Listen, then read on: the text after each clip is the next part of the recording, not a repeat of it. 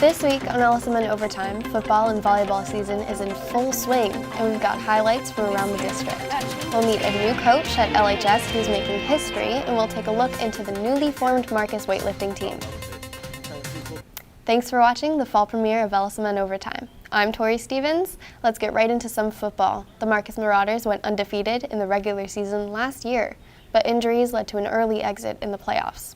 The Marauders are going into this year with some unfinished business. Marcus hosted Mic-kinney Friday night with a touchdown in the first minute. Marcus started off strong. Jackson Warren finds Ashton Cozart in the back of the end zone for the 26-yard touchdown, giving them a 28-0 lead with 5 minutes left in the first half. In the second half of the game, Mic-kinney started picking up the pace, scoring 3 times, but it wasn't enough as Marcus took the win 28-21. In other scores around the district, Flower Mound had to scramble to find a makeup game Friday night. They traveled to Highland Park to take on the 5A powerhouse, but the Jags lost to the Scots, 28-24. Lewisville dominated Timber Creek, 53-24. Hebron fell to Arlington Martin, 15-59. The Hawks are 0-2 on the season. The Colony is also winless after losing to North Crowley, 40-21. The coaching scene is mainly dominated by men, but this year there's been a change in the ranks at LHS. Haley Baker has the story. For 107 years, the Lewisville High School football coaches have been all men. This year, that changes with the hiring of Tammy Moore coaching the offensive line. Well, this is actually my first football coaching. I actually played football myself. I started playing in 2017 with the St. Louis Slam. Started playing with the Texas Elite Spartans, just won a championship. And I kind of fell in love with the first hit. By bringing in Coach Moore, LHS establishes itself as the first high school in LISD to introduce a female football coach. What's exciting about being with Lewisville is just having the opportunity to break barriers that haven't been broken before. So just the opportunity of just seeing a different face out here, that's a woman, a black woman at that. Being able to coach the offensive line here is just what really automatically made me gravitate towards them because they gave me a chance. Players have said that Coach Moore is a great addition to the team and brings in a different perspective. She's brought a really good positive energy. Every time she comes in, she greets us with like a what's up or hey. She always has a really good smile on her face, and I just really love her energy. When the energy down, she didn't want to try to bring it back up. And I know she got our back at the end of the day, so we got her back. Being a female in a predominantly male sport, Coach Moore isn't just doing this for herself. This is for all the other girls who want to be aggressive, who know something about football, and they want to put their coaching skills to the test. Like, this is for you. Lewisville's new female coach is leading the team to success. Let's see the things they're going to achieve this year. Reporting for LSMN Overtime, I'm Haley Baker. Have been dominating this season with a record of 22-3.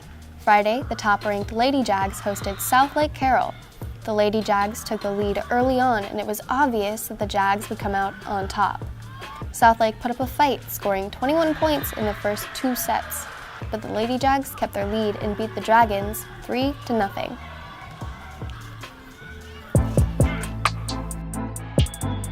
The Lady Hawks faced Allen. The game started off strong, with the Hawks taking the first 2 sets. However, the Eagles put up a fight in the last half of the match, winning the 3rd set and gaining some momentum. Hebron wouldn't back down. The game ended with the Hawks on top 3-1, improving their overall record to 15-10. In Tuesday night action, Flower Mound Marcus and Hebron all came up with 3-1 victories, while the Farmers and the Cougars failed to win a set in their respective matches. Some Marcus football players turned an off-season training program into a competitive team. Victoria Jones has more on that story. At Marcus, Emmerich DePona started a small weightlifting team which grew to house national records. During COVID, everything was kind of shut down, so we kind of gathered pieces here and there, and then his friends started coming over, and the guys have really come together as a group and really turned some heads. When COVID happened, I really took it serious and tried to put the grind in, and came in here and I fell in love with it. And kind of through football, weightlifting kind of comes second nature. That's how they got into it. Football played a big part in it because I wanted obviously to get stronger. It's definitely helped with my game a lot because if you're not like the strongest or fastest dude, like it will definitely show on the field. It's just like you learn so many things from it. You either fail or you pass. There's no in between. You don't almost get a rep done. It's just you just learn so much from everything. Weightlifting isn't just a sport for one group of people. Anyone can compete. Different weight classes, and there's girls and guys, and then there's like for older people, and then for the younger people. Say about 30 minutes, maybe an hour between each lift. It's always good to see like how much other people can lift, and it's just a really good environment. All of these have set state and national records.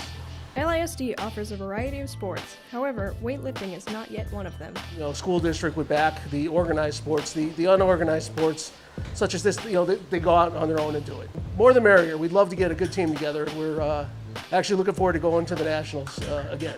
For LSMN Overtime, I'm Victoria Jones.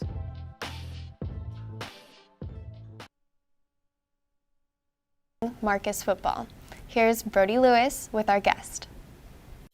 Thanks, Tori.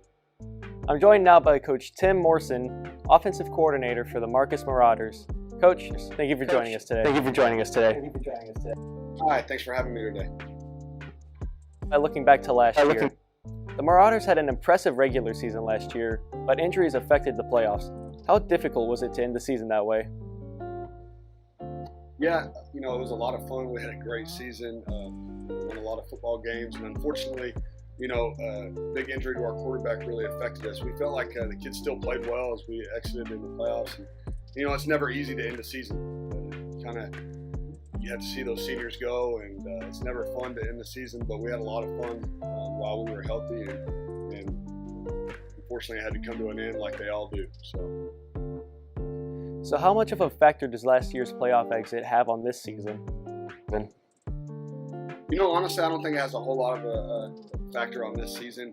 Each year as those seniors graduate, it's like a new life for each season. When we start in the infant stages in the winter, and it continues to grow, we build relationships with the kids that are going to be a part of our varsity team and sub-varsities collectively, and then it just grows as we move into the next season. So we don't really put a lot on the previous season, whether we have a lot of success or maybe it's a down year. We grow each season as it comes to us. So. Right. And speaking of graduates, you've graduated a lot of great talent this year. So any idea who's set to fill their shoes this year? Yeah, we did. We graduated some big names and some really talented players. And, you know, with that being said, we got some big players coming up. You know, at the quarterback position, we got a couple guys that have been battling it out, and Jackson Warren and Cole Welliver, and they're both doing a fantastic job. You know, 3-year starter for us will be Dallas Dudley. We expect big things from him. And, you know, our offensive line has been really good to start this year. And we're excited about them, led by Bennett Castleberry, who's a 3-year starter. And we've got some other guys, Jaden Rush and, you know, Logan Hessing have started for 2. This will be their 2nd year.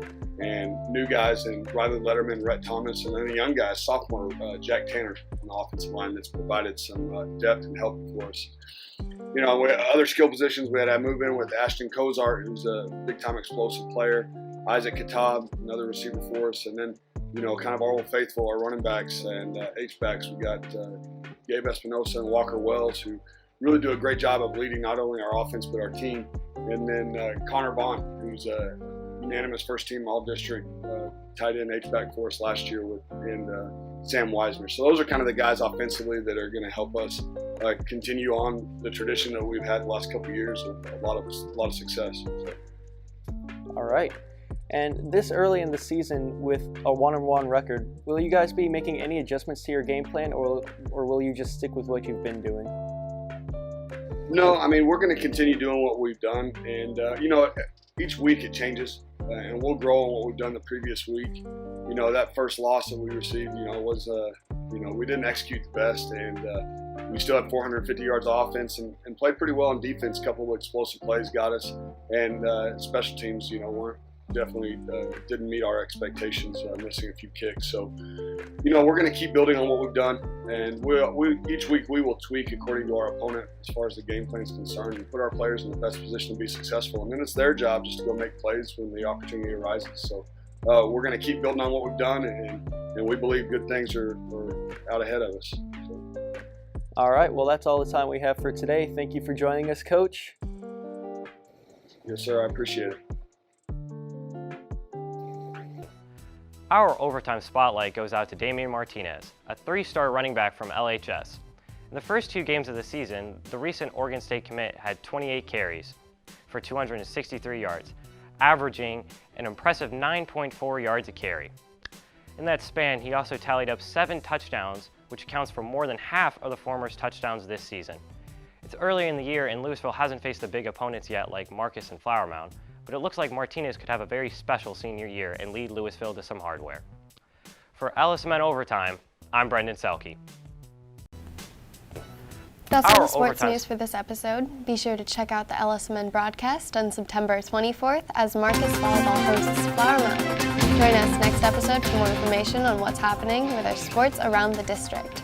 I'm Tori Stevens, and thanks for watching LSMN Overtime.